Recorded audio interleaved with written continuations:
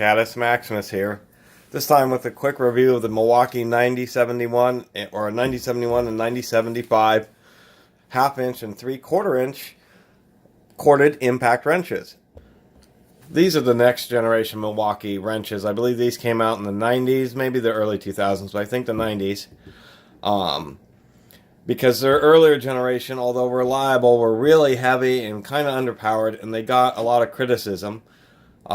And so they actually redesigned their impact wrenches from the ground up, and the system that they use is a similar cam system to many, cordless and electric corded impact wrenches, but they redesigned it so it's like a new generation, and it's really nice.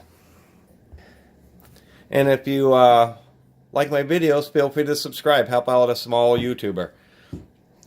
I have custom upgraded these. These use planetary gear transmissions, but they're two-stage. They actually have 8 gears, 3 gears in the first stage and 5 in the second.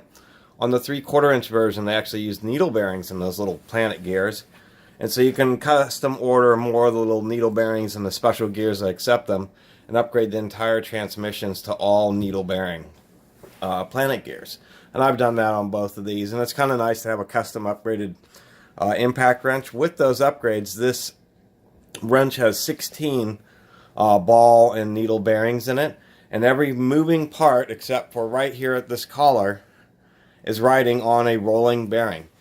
So they operate very smoothly. I'll show you.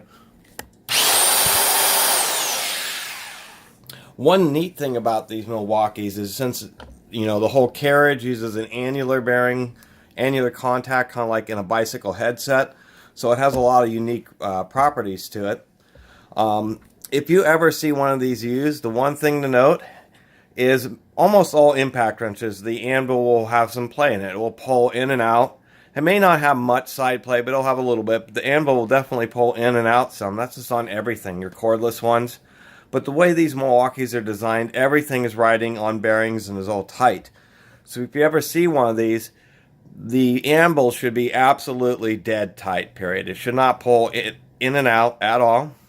And you should not be able to wobble it back and forth. Even on this much more used half-inch one, the anvil is absolutely dead tight.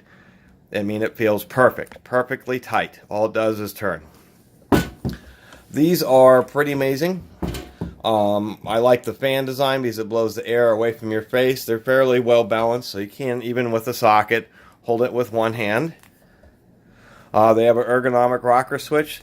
They do have models with a variable speed trigger, so you could buy that, but that component by itself is like $60. It's outrageously expensive, and you don't really need a variable speed on one of these. Here we go. These both are hog ring. We have a socket here. If we can get it on the wrench. There we go.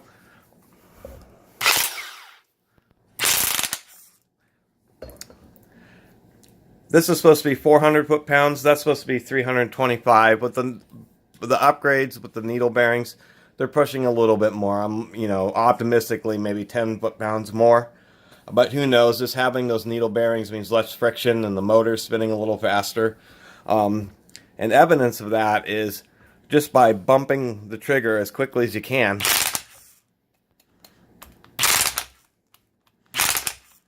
It still hits several times just with a quick bump, just because everything is, all the masses have very little friction. One other note is they have a unique anvil design that, if you've ever seen inside an impact wrench, they have like a little metal piece that has a little T across the top. These are reinforced, so they're supported on two sides instead of having this little arm sticking out. So they're much more robust, made to take a lot more impacts. So anyway, that was my quick review of these two Milwaukee corded impact wrenches. They have 7 amp motors, if I didn't mention earlier. So 1 horsepower, and I highly recommend them. Thanks for watching. Catus Maximus out.